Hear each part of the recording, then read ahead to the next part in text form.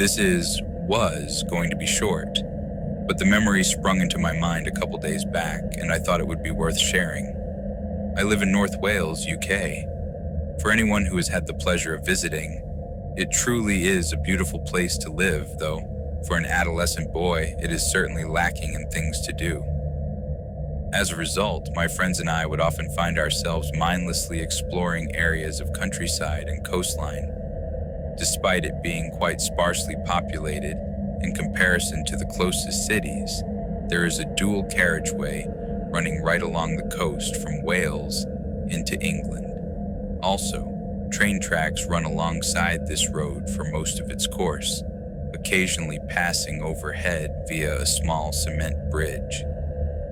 Anyway, there was one night a few years ago when about 4 of us randomly decided to try and explore the inside of one of these bridges, as one of the group had observed a manhole cover nearby, which we believed to be the entrance.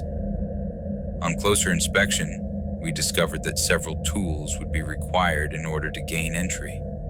We returned with the necessary equipment and proceeded to unbolt the cover. This had to be done stealthily, as the train track was right beside us, not close enough to be of any danger, but definitely a sufficiently small distance to cause panic for any train driver, and panic usually means police. It wasn't long before we had removed the heavy steel disc and had started descending the ladder down into the structure. Once we had all safely reached the bottom, we decided to progress to the other side. At this point, we are totally confined into the narrow space that leads into the main area. If you are confused as to what the hell this bridge is supposed to be, you probably should be, because it was rather peculiar. I would have never known there was even an inside had we not found the manhole. So, as we squeeze and crouch, and at one point scrape along our bellies, to the other side of the structure there's a growing sense of claustrophobia between us. The distance from one end to the other is surprisingly long, but by the halfway point you can look down through narrow gaps onto the motorway below. This was actually pretty cool, which helped keep us calm, in a strange way. At this point, apart from the mild discomfort and confinement, we were still just a group of guys on an adventure. This was about to change dramatically. No more than a few meters beyond halfway, which we could tell due to the symmetry of the passageways through the bridge, one of us claimed they could see some object in the distance at the far end. Slightly hesitantly, we agreed to investigate. Bad move. I reached the end first, and let me tell you, I have never felt the same sense of dread before or since. In front of me was a single fold-away chair positioned facing a wall. On the wall was a partially torn page from a newspaper or a magazine, showing a fully naked lady in an erotic position. The reason I don't just refer to it as porn is because something was different about it. I can't put my finger on it, but it seemed more sinister than sexy, if that makes any sense. More disturbingly, the eyes of the woman on display had been cut from the page, removed with precision, not just hastily ripped off. The scene that lay before us had rendered us completely speechless, and an overpowering sense of panic could be felt collectively. That was when we found the condom, the horrendous, gut-wrenching, blood-drenched condom. Needless to say, we got the fuck out of there as fast as humanly possible, smashing our knees and shins against the sharp cement edges that lined the path to the ladder by which we had entered.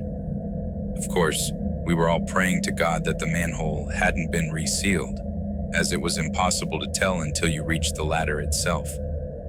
Thankfully, the exit route was clear, and we promptly dashed as far away as our legs could carry us. I'm sure this ending comes as a disappointment to some of you reading this, as we, luckily, never bumped into the twisted individual who sits in that chair. But I must stress how radically out of the norm this was given where I live. The reason I mentioned the population earlier was with purpose. There are easily enough people here to escape the realms of crazy country folk, yet nowhere near enough people to have someone clearly lose grip on society without somebody taking notice. For example, there was literally only one homeless man, who everyone in the area knew and grew fond of, eventually resulting in a mass gathering at his funeral when he passed away. I sometimes think, though not recently as I had more or less forgotten about that night entirely, about the person who climbs down into that bridge and navigates through the darkness to sit facing a wall and do God knows what, that ends up with a condom full of blood. You honestly couldn't envision a more surreal situation. It has just come to my realization that what we unearthed that night has not once been uttered to another soul. As a naive teenager, it was the type of thing you just wanted to forget. But thinking about it, we probably should have let the police, or at least someone, know about what was down there, because it wasn't the doing of a healthy-minded individual.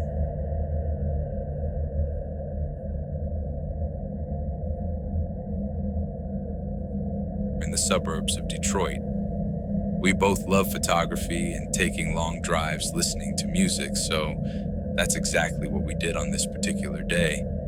We drove about an hour north to a small town and found an abandoned barn that was also for sale.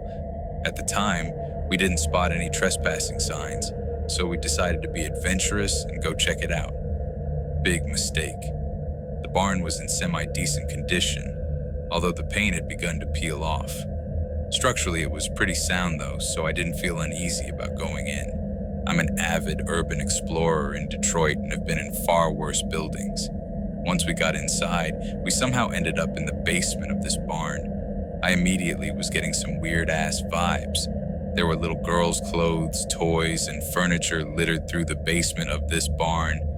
I thought it was creepy as hell, and so did my cousin. Before I continued, behind the barn was a pretty decent-sized cornfield. This cornfield backed up right to the barn, so we decided to be artsy and take a few pics in the corn stalks. I snap a few shots of my cousin, and we decide it's time to head back to the car. Walking through the first row of corn on my way back to my cousin's car, I see vertebrae in the dirt.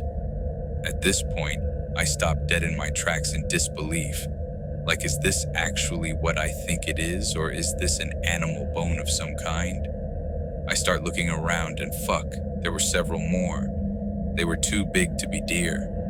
I yelled for my cousin, who was almost back to the car, and had her take a look.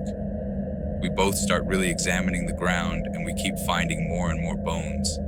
Now, for the record, I've taken a cadaver lab in human anatomy in college, so I'm very familiar with the human body.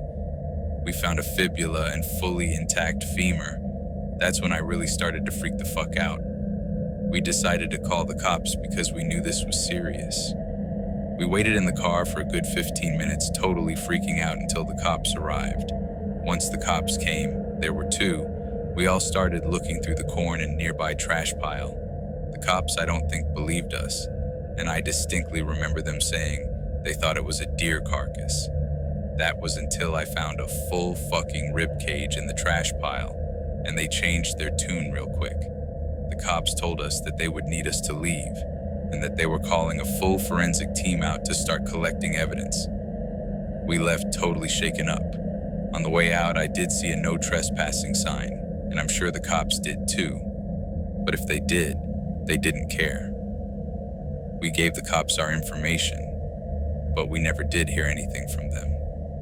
I also watched the news pretty closely for the next few weeks and didn't see anything. This was one of the most creepy things I've ever experienced.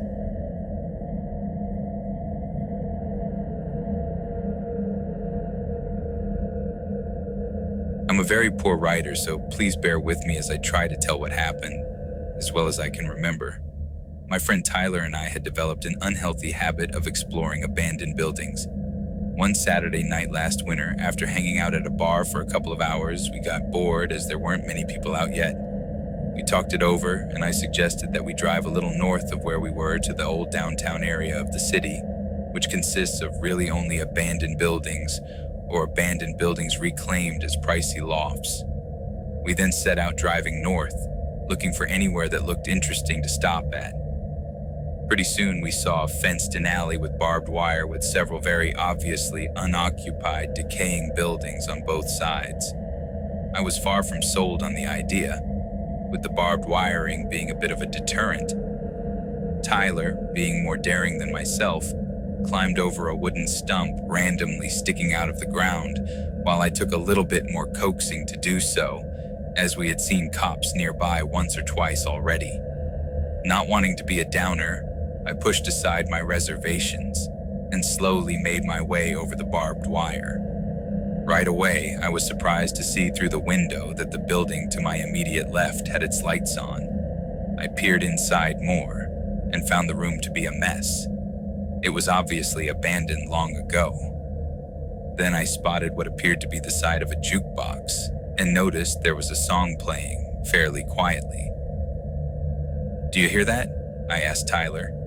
He shook his head no. He was hard of hearing. He has a cochlear implant. So I wasn't surprised. This wasn't the first time I had asked such a thing on our adventures and received a similar response. I decided to ignore it and walked to the end of the alley to check out what else was there. Strangely, there was a mid-90s car sitting in the middle of the alley. I was confused as to how it could have gotten there, but I figured these places have things similar on their land sometimes. Once we came across an RV that seemed to be inhabited by a homeless person. Brushing that off, we came across another fence that blocked what seemed to be an old apartment building. We basically piled things on top of each other so Tyler could check it out. He found there was no way in, so we decided that this excursion was more or less a bust and started heading back. When we started approaching the building where I had seen the jukebox, Tyler put his hand behind him to, presumably, block me from proceeding any further. "Do you hear that?" he asked. "It sounds like a man talking on a phone." I stayed silent to listen, and I did hear some quiet speech on top of the music I had heard earlier. We heard what sounded like a door opening as Tyler pulled me back further, and we waited on the side of one of the other buildings, just out of sight, should anyone have walked out. We waited in silence for several minutes as Tyler peeked around the corner to see if anyone was there. Luckily, no one was. We sprinted past the doorway of the building and quickly over the barbed wire, the fence, and over the wood poking out of the ground that we used to get in. Just as I was dropping to the ground from the wood, a gray car turned abruptly into the alley, nearly hitting the fence. We ran right to Tyler's car. Then we went to the bar and had many drinks and a beautifully blurry night.